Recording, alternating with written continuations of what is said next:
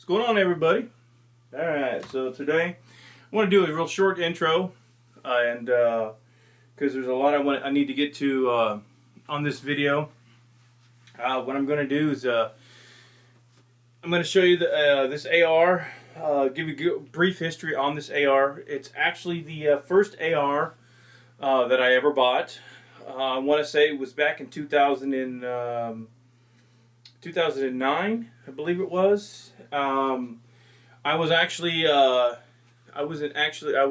in West Virginia for some business, and I went to a Cabela's up there, really nice Cabela's, and I was just kind of looking around, and I saw this AR. As the title says, it's my son's now, but it's a Bushmaster. Now this is an actual Bushmaster before they sold out.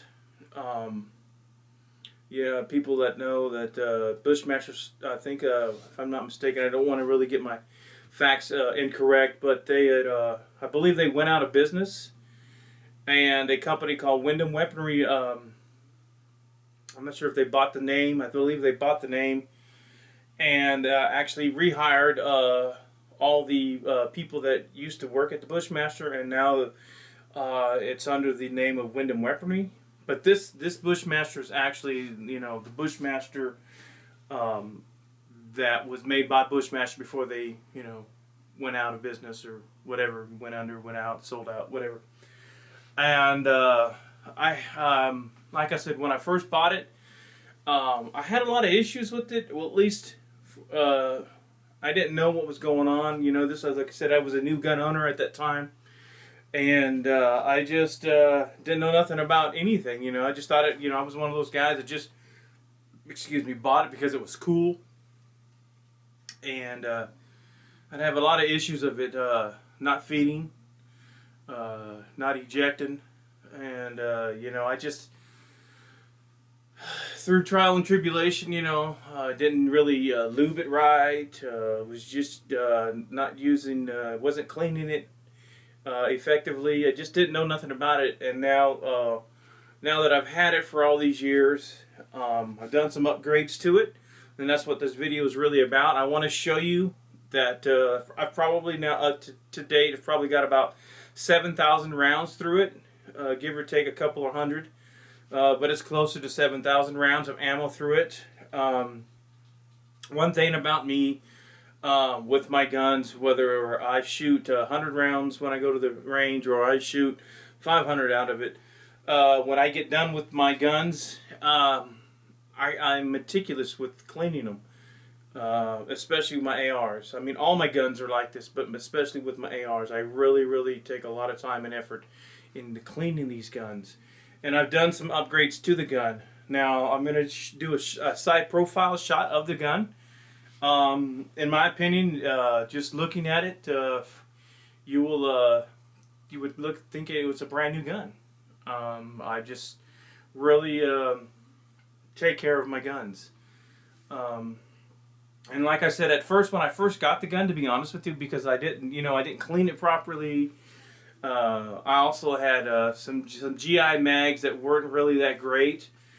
All these factors. I thought at first I just had a piece of crap AR. I thought I spent all this money. I spent like $1,200 on it, and I was just highly upset about it. I was like, man, I spent all this money on this gun, and I can't even go through one magazine without it, jamming on me.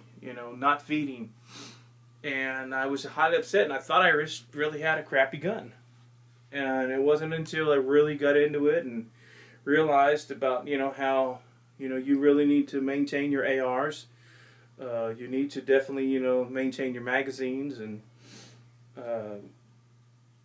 there's a debate about, steel case versus, brass. That's another video. But bottom line is, you need to take care of your gun. You need to clean it. There's things you need to do to check, and that gun will, as long as you take care of it, it will run. So anyways, let's, I'm going to get to the gun. What I'm going to do is I'm going to do a side profile of the gun, and show you it, tell you the upgrades that I've done to the gun. And then I'm going to do a quick field strip, not for cleaning, but just to kind of show you what a gun looks like after you've run 7,000 rounds through it. And if you maintain it properly, how it will uphold. So I'm going to go ahead and get the camera off the mount and do a nice little side profile with it and kind of tell you the upgrades I've done to it. And then we'll take the gun and I'll break it down, just kind of let you see what it looks like. So we'll be right back. Alright, so here we go. Here's the side profile shot of the gun. Like I said, I've not done too many upgrades to the gun because at first, when I first bought it, I did. I kind of, bought all the, high-tech grips and lasers and flashlights. And when I realized that all the stuff I was getting was just so that it could look cool. And now I would say that this gun is set up more for practicality and for reliability. And so I kind of just stripped everything that I thought that I didn't need on the gun off of it and upgraded some components that I wanted to upgrade and go from there. So let's go ahead and start with the compensator. And right now, this is the on the compensator I got right here. This is the BCM Pro compensator that is on here. Kind of let us see if it'll focus in. Come on now, come on camera, focus in. Let me back it up, maybe it'll. There you go. This compensator right here, with the way it's set up, it is very, very loud. But what it does is it mitigates muzzle rise, and so this thing it's kind of like you almost give up. You almost give up the sound for the muzzle rise, and so basically when you shoot this thing, it'll stay on target. The barrel is a 1-in-9 twist, chrome lined barrel. The grip on here, this is a grip pod grip. For people that know about these grips, they're very highly sought after. I really like them. The only thing I wish these grip pods did do were give you the option to where if you wanted to fold it in, or instead of being vertical, you could do that. But besides that, I really do like it because it gives you that, like I said, when you're gripping it, then if you want to set it on the bench or even in the prone position, you can hit that button and those two little legs will come out. So that's pretty cool. The grip, the handguard is the handguard that came on it. Doesn't really say nothing. I guess I assume it's this is the Bushmaster's grip.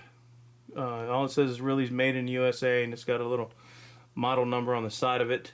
But it's not a bad little handguard. Next is with the you got the fixed front sight post, and I really do like this A2 carry handle on here. It's got the sight in it also where you can adjust it for windage and elevation. I really do like that.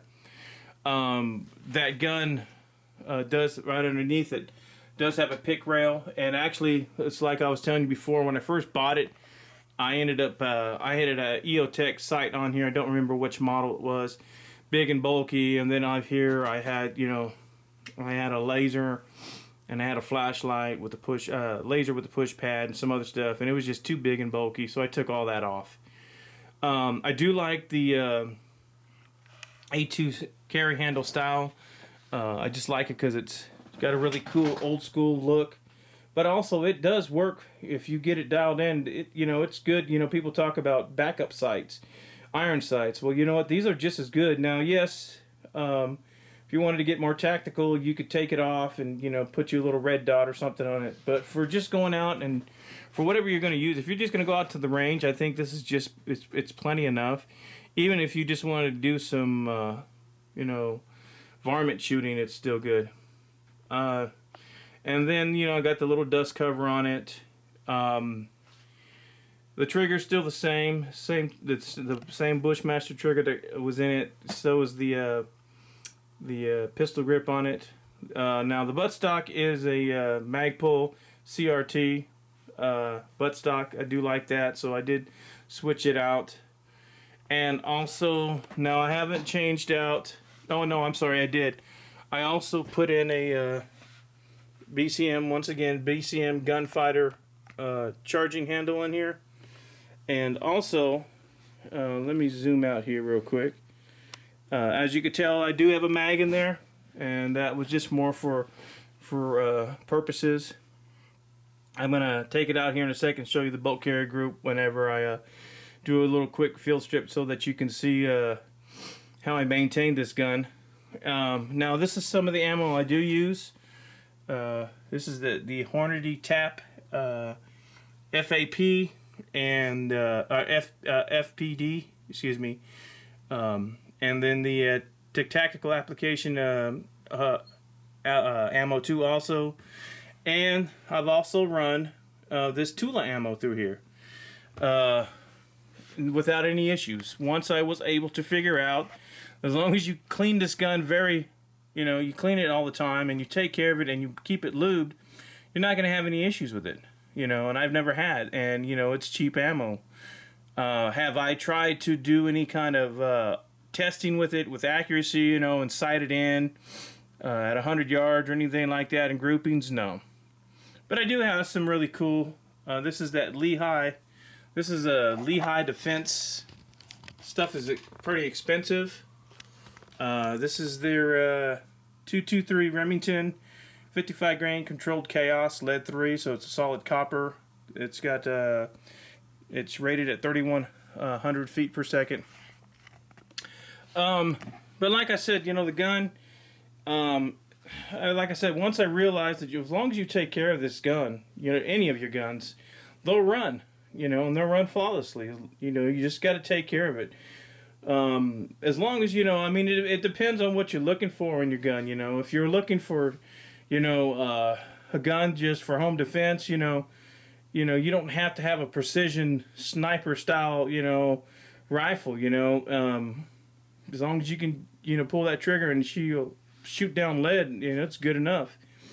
But with anything, even with a high-end rifle, if you don't take care of it, you know, she's going to malfunction on you. So anyways, let me pause the video, and then I'm going to come back and just kind of show you how it looks on a quick field strip, and I'll be right back.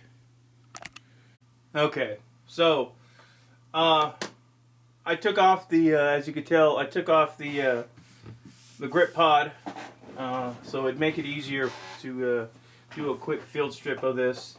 Took out the magazine, but let's go ahead and pull it back and check it. Go ahead and there you go. So you can tell, you can see that it's the chamber is cleared. So I'm gonna go ahead and close the bolt. Where'd she go? All right, and then we'll go ahead and field strip it, or do a partial field strip. So flip it around and push these pins out.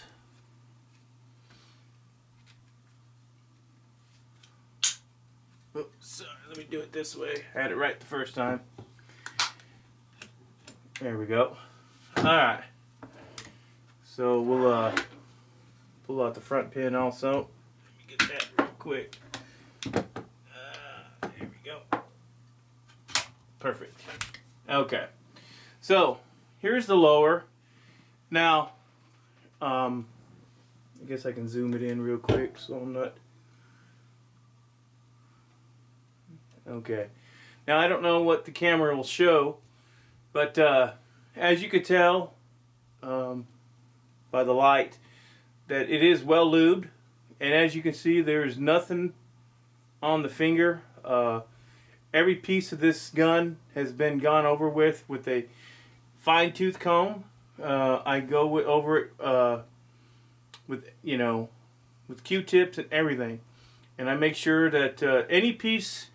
My general rule is anytime there's going to be any kind of movement on the gun, whether it's the top rail or the meeting the bottom rail, the trigger, or the bolt carrier group moving, I make sure I lube it.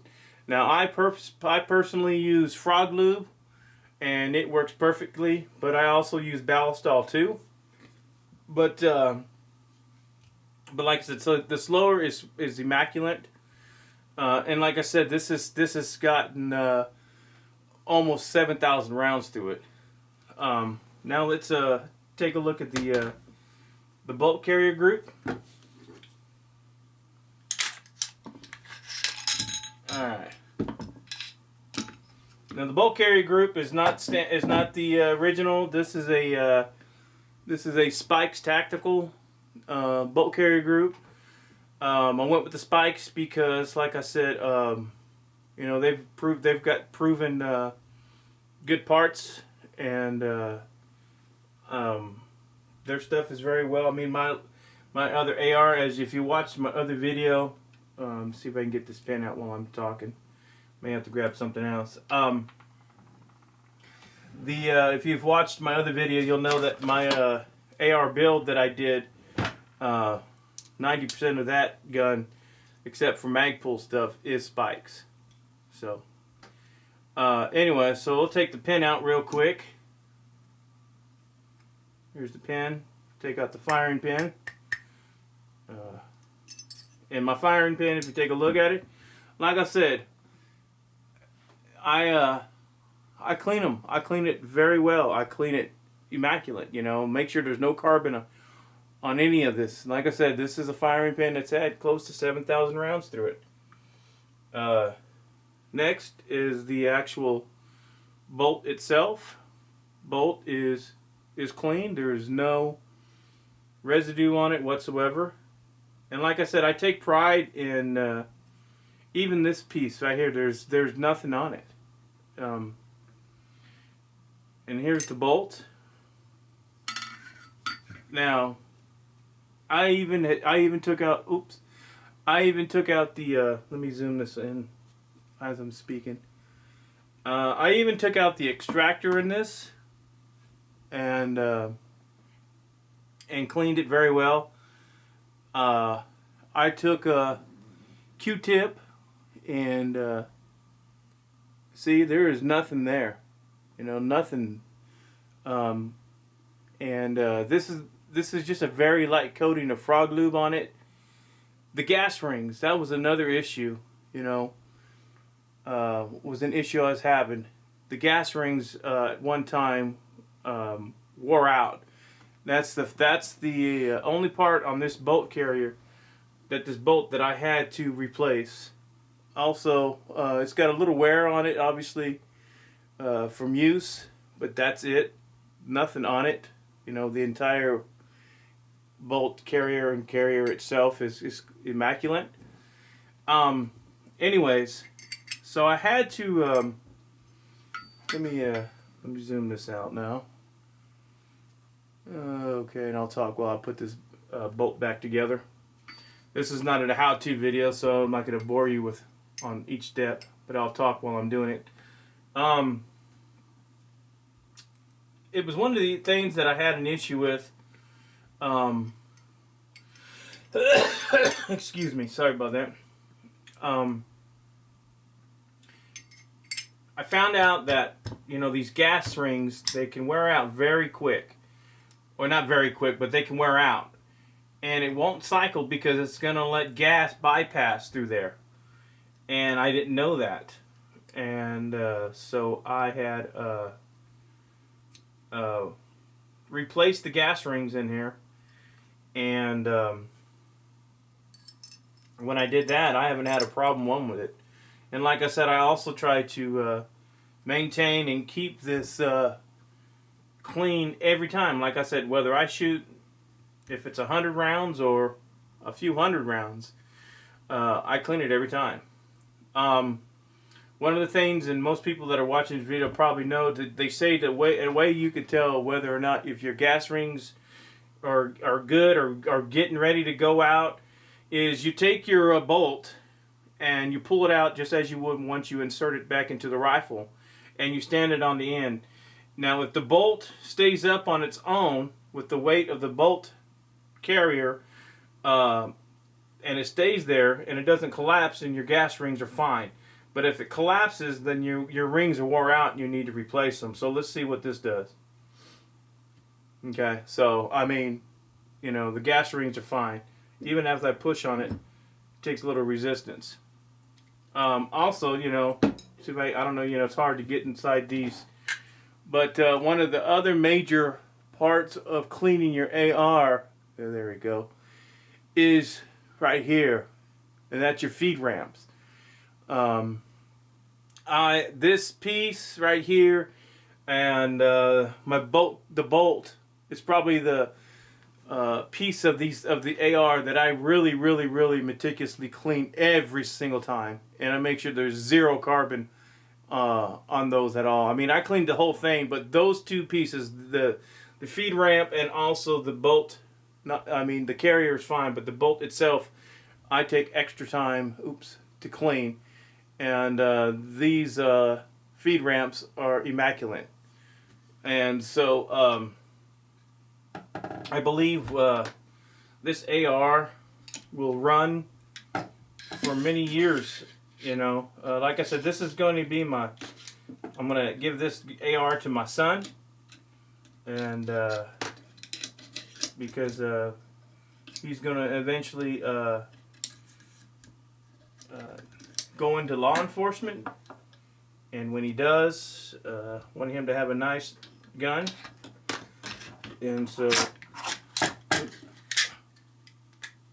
this is for him. So I may possibly do some more. I may do a minor. The only other, let's see if I can do this one-handed without messing it up. The only other upgrade I may possibly do to the gun is maybe put. I love Geisley triggers. I may put a Geisley in there. But I mean, the trigger on it is not a bad trigger at all. Like I said, it depends on what your practicality for the AR is. You know, are you using it for, you know, target shooting? Are you using it for you know, home defense? You know, what is your purpose for the AR? Now, in my opinion, you know, this trigger is fine. Is it a little heavy, I guess you could say, by some standards? You know, if you were going to try to do some kind of competition or something to that effect, probably. But is it good for just everyday use? Yeah, it is. You know, so you know, the AR, I believe, in my opinion, it will treat you good as long as you treat it good, just like any other firearm. You don't have to spend, you know, $5,000 on an AR, you know, and excuse me, drink of Champions Red Bull. I love it. It doesn't matter what it is, you know. You just got to take care of it. You know, there's arguments all day long about the AR versus the AK. You know, some people, you know, I love the AK. I've got several AKs, and you've seen them in my videos. You know, sometimes you've got the group who are hardcore AK guys, and you know, they're the guys that will run their AK. You know, they love them because you can run pretty much anything through it, or you can run it, you know, forever without cleaning it, and it'll run. You know. Then you got the guys who love the ARs because they're a more precision rifle, and people like it because, you know, you can make more precision shots with it. You know, it depends on what side of the line you are. Me, I love them both. You know, I think they both have their pros and their cons. But that, like I said, that's for another day. anyways, I've got some more videos coming up. I've got one coming up real soon. Um, I'm going to, like I said, I've told you this before. I just was waiting for a Target stand to get built, and finally it got built, and so I'm really happy about it. And I'm going to sight in my 308 now. I've got it's either 2 or 3. I can't remember 308s. I believe it's 3. But I'm going to bring out the. I think what I'm going to do is I'm going to bring out the old Springfield. I got a Springfield M1A, and I'm going to bring that out and sight that in and bring you all with me and kind of check it out. So, and I've also got. I'm also going to do a actual field strip of an AR, cleaning it, and detailing it, and showing you kind of what I go through. The meticulous time that I take on cleaning an AR and how I keep it like that. And I think most people will enjoy it. You know, some people probably won't, due to the fact that there's probably thousands of videos on YouTube on how to clean an AR, but this will be mine. And so, anyways, and I've got plenty of more stuff coming up later on. Field stripping in 1911, just some other really cool content coming up, and so the videos will keep coming. I keep getting subscribers, and that is awesome. I'm going to try to do more content so that I can continue to gain more subscribers. For the people out there who, if you like my videos, tell somebody, so they can watch it and like and subscribe. The more subscribers I get, the more frequent the videos will be, So anyways, with that, all that being said, I appreciate it. Until next time, like, subscribe, and we'll see you guys on the flip side. Peace out.